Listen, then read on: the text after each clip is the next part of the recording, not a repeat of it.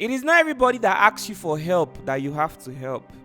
The story about to hear right now is a very sad one. This guy was not always looking like this. He was once looking like this, and this.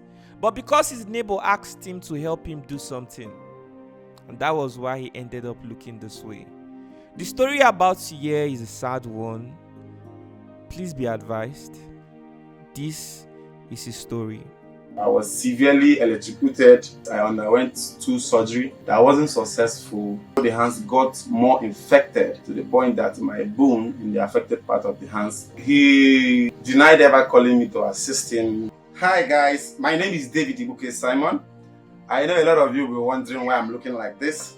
I actually lost my both hands while trying to assist somebody or save somebody's business. This is my story. Oh my goodness, bro. Can you tell us how this happened? How did you just lose your hands because you're trying to help someone? Actually, I was actually working as a mechanic in a garage at Apo Mechanical Village, precisely Peugeot Forces line. So I started working there from 2012, and I became the senior apprentice in that particular garage from 2013. So early 2014, late 2013 to early 2014, the government of that time, of that era, started demolishing shops of people that were very close to the road. Before the demolition, they gave notice, but some people did take it serious until the D-Day. So a lot of people were running helter-skelter to move their things. So there was this neighbor of ours in our line, Peugeot Forces line, and came up to me and other 2 junior apprentices, and pleaded with us to come help him locate his container from where it was to where he wanted it to be, to avoid being demolished the following morning, because the demolition has already commenced, but it stopped at Buka, where they sell Toyota engine and other things. It has not gotten to Peugeot Forces line. But I believe as of where the demolition stopped, the following morning it will get to Peugeot Forces line. So the man rushed to us and pleaded with us to help him locate his container. On arriving to the place, there was this pole beside his container, this metal pole used in hanging flags or antenna in some offices or school premises. So while trying to bring out the container, I asked him to bring out the pole, taking it from my right hand side to my left hand side, where he instructed me to keep it. So while trying to do that, the pole went and touched a high tension wire that was above us, that was around there. So I was severely electrocuted, and I was rushed to a clinic, from a clinic to a health center, from a health center to Asokoro General Hospital in Abuja, where I stayed for about 3 weeks. And during the space of that 3 weeks, I underwent 2 surgery on the hands that wasn't successful. Then I was discharged when the doctors moved a motion for amputation of the both hands. But my family members refused, thinking there was a better way or a better solution out there rather than amputating the both hands as a very young guy. So I was then discharged from Asokoro General Hospital and admitted at a local traditional health center where they use herbs and roots to do some things like that. But I only stayed there for only a day before the hands got more infected, to the point that my bone in the affected part of the hands became visible. So I was then discharged from there and transferred to orthopedic hospital in Enugu State. So that was where the final amputation of the hands was done. And ever since then, I've been living my life like this, without both hands. So that is my story, and that was how I lost my both hands. Wow, this is really sad one. I am so sorry, bro. If only that man never came to you to assist him, I'm sure this would not have been your story. And you decided to assist him because you're a good person, but unfortunately you never saw this coming. I'm so sorry, bro. So, since then, how has life been for you? Haven't been able to return to work? What role did the man play with helping you recover from the tragic experience? The question is a very tough one, but it's not. It hasn't really been easy on me as a young guy, um, trying to survive, knowing where I come from and where I hope to be. It has not been easy for me. Um, Almost like every day of my life depending on people to help me do minor things or domestic things that I know that I'll be able to do on a norms.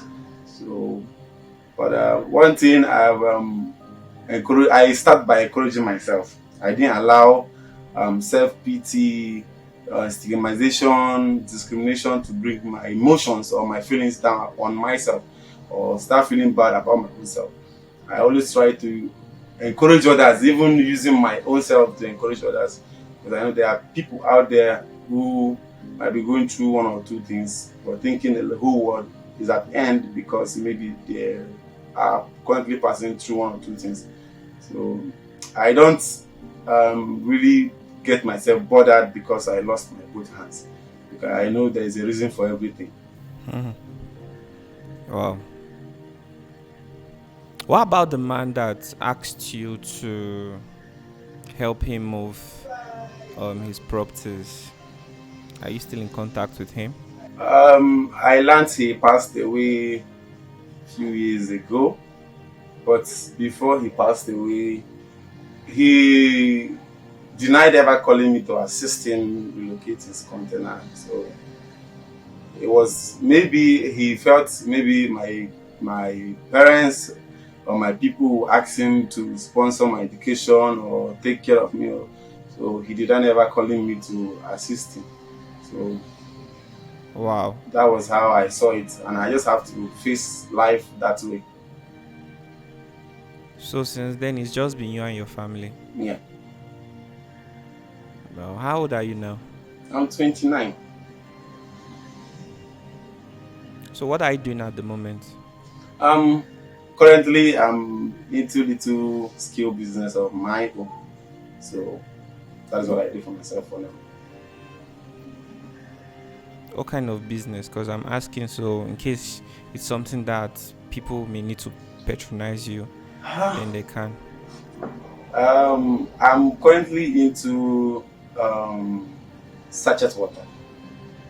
Like I buy sachet water, freeze them, while others who need them come to buy from me and maybe sell out. So since it's not some, I can no longer go out to be doing those kind of hefty works that I used to do, or I cannot continue hawking because there was a time I used to hawk some things on the street, but I can't continue doing that. Knowing fully well that I always face phantom pains on my both hands whenever I go out to do hefty works. Oh, so sorry. So what you do now is that you have a fridge Yeah, and then you buy sachet water, store them there, yeah, and then when it's cold or even frozen, people come to buy from you yeah, to go and resell on the street. yeah. Okay. Hmm. So, what's your plan for your future? Are you planning to get married?